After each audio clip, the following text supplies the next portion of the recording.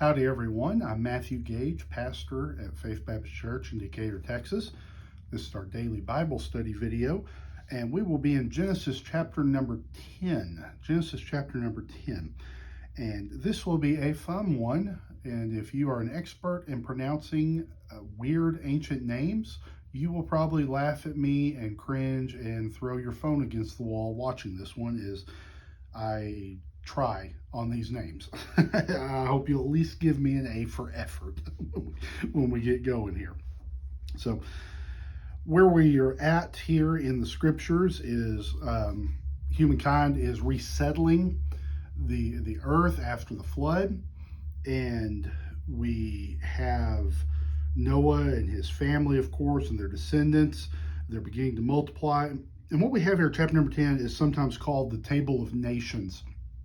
It's the descendants of Noah through his sons, and in here we have the origins of many different nations that Israel will encounter.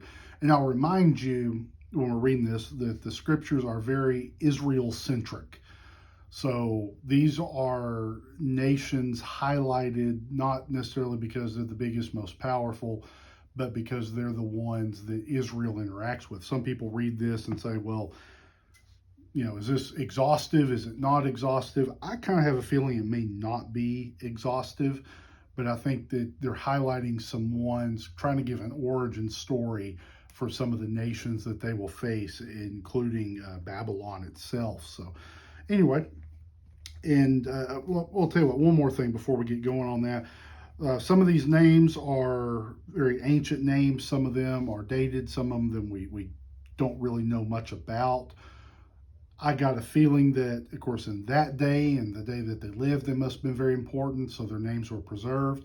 Also, remember that when is this being written? It's being written by Moses, probably during the Exodus time.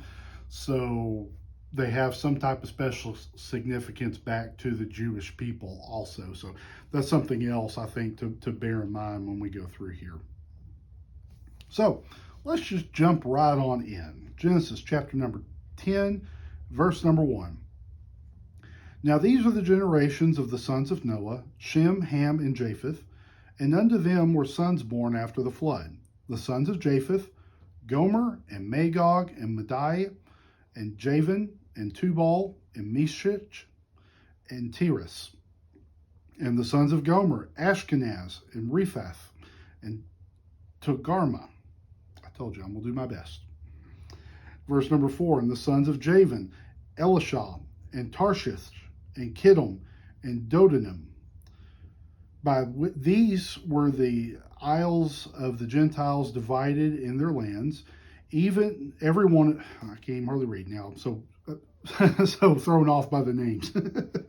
Everyone after his tongue, after their families in their nations. So the sons of Japheth, these nations, these places that are being mentioned here, Japheth, basically traditionally, you'll see people have mapped some of this out. These people kind of go up north from the Holy Land into Europe, maybe up towards Russia even. But these people are tending to settle either northern part of the Mediterranean or just in the northern parts or north from the Holy Land, the Middle East area. Verse number 6. And the sons of Ham, Cush, and Mizraim, and Phut, and Canaan. And the sons of Cush, Seba, and Havilah, and Sapta, and Raamah, and Saptakah. And the sons of Raamah, Sheba, and Dedan. And Cush begat Nimrod, and he began to be a mighty one in the earth. This is an interesting little note here on Nimrod, verse number 9. He was a mighty hunter before the Lord. Wherefore it is said, even as Nimrod, the mighty hunter before the Lord. Kind of funny. So there's a little proverb that kind of like we would say, honest Abe, as honest as Abraham Lincoln, something like that. We would use that type of a little idiom. Well, there was once around, even in those ancient days, even as Nimrod, the mighty hunter before the Lord. So his name was very, very renowned. Verse number 10, in the beginning of his kingdom was Babel, and Erech, and Akkad, and Calneh, in the land of Shinar. So we see Nimrod tied to the foundation of the empires coming out of, kind of the Iran region there, Babylon specifically, the land of Shinar. So some of the people that Israel's going to have a future with, God is revealing, this is their origins was through this particular individual. Verse 11, out of that land went forth Asher and builded Nineveh and the city of Rehoboth and Calah and Rezin between Nineveh and Calah. The same is a great city. That's kind of the Assyrians. They're kind of a little bit west of Babylon, north of Israel. Verse 13, and Mizraim begot Ludum and Anamim and Lehebim and Naphtahim and Pathrasim and Casluhim, out of whom came Philistim and Caphtorim. So these other nations down there, that gets us down to verse number 14. Verse number 15. And Canaan begot Sidon and his firstborn, and Heth, and the Jebusite, and the Amorite, and the Girgasite, and the Hivite, and the Arkite, and the Sinite, and the Arvadite, and the Zemarite, and the Hamathite.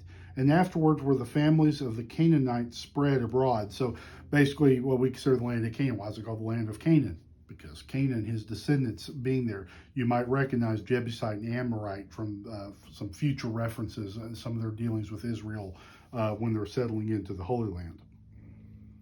Verse 19, and the border of the Canaanites was from Sidon, as thou comest unto Gerar, unto Gaza, as thou goest unto Sodom and Gomorrah, and Admah, and Zeboim, even unto Lasha.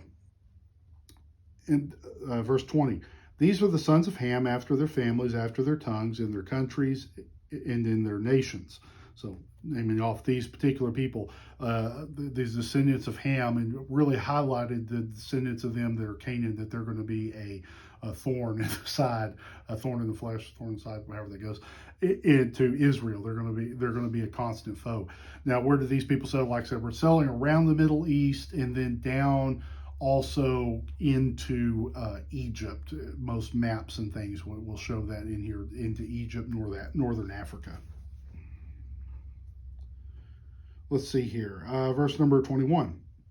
Undershim also, the father of all the children of Eber, the brother of Japheth, the elder, even to him were children born. So we're getting to the children of Shem, which is saying, well, Shem, what about him? Have you ever heard the term Semite or anti-Semite or Semitic? That means referring to people descendant of Shem. And now most of the time that's used kind of talking about the Jewish people, but that's where the root of that word comes from, is coming back to being a descendant of Shem. Verse 22, the children of Shem, Elam and Asher and Arphaxad and Lud and Aram. And the children of Aram, Uz and Hol and Gether and Mash. Verse 24, and Arphaxad begot Salah, and Salah begot Eber. Verse 25, and unto Eber were born two sons. The name of one was Peleg, for in his days was the earth divided, and his brother's name was Joktan. Peleg is an interesting one. I've heard some different theories on him. His name means division. So what is that division?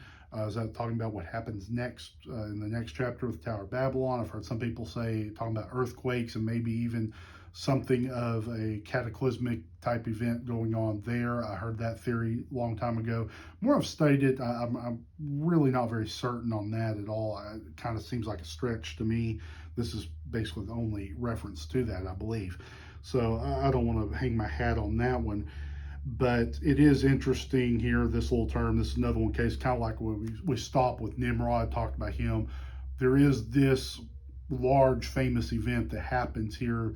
We may not completely understand. In Moses' day, they absolutely understood and saying, oh yeah, when that happened, that's when this guy was alive. All right, verse 26. And Joktan begot Almadad and Sheleph and Hasmapheth and Jerah. Verse 27. And Hadaram and Uzal and Diklah. Verse 28. And Obal and Abimael and Sheba and Ophir and Havilah and Jobab. All these were the sons of Joktan, and their dwelling was from Mesha, as thou goest unto Sephar, Mount of the east. These are the sons of Shem, after their families, after their tongues, and their lands, after their nations. So these people, like I said, these are generally right around the Middle East is where these people settle. Maybe a little bit further going back. I've seen some kind of going back towards India, just a few I referenced really briefly before I recorded this. But like I say, this is just origins. Where did all these people come from? We're the descendants of these people. And you got to think also, it's very different nowadays. Most nations are very mixed. Now, America is just a hodgepodge. We're a melting pot. But back in ancient times, you could tell someone was a Greek by the way they looked. You could tell what family they were because of their looks, because of their skin color, of their facial features, because of how tall they were, how short they were, those kind of things. So these people in this time, it was very, very, very much, we talk about these nations, these are very family-centric, tribal kind of groups at the origins of these nations. Verse number 32, wrapping it up. These are the families of the sons of Noah after their generations and their nations, and by these were the nations divided in the earth after the flood. So just setting the stage for everything to come, and we'll get more into that when we get to chapter 11, a little bit more details. But this is just setting the stage for the post-flood world and setting the stage for what's about to be introduced here in a couple chapters, Abraham and the foundation of the Jewish people, and that's where we'll get, spend most of the rest of the chapter, the early origins of the Jewish people and Abraham, Isaac, and Jacob. So we will get there, but this is setting the stage for that. Not the most exciting information, I'm sure, and also one of those places in the scriptures when looking at this, doing a chapter by chapter study, I did kind of dread because of those names. And my apologies to these dear departed souls that I totally mispronounced their names. I hope they forgive me when I get to heaven. So anyway, that's our end of our study for this morning. I appreciate you tuning in and watching. I hope it's been a help and a blessing to you.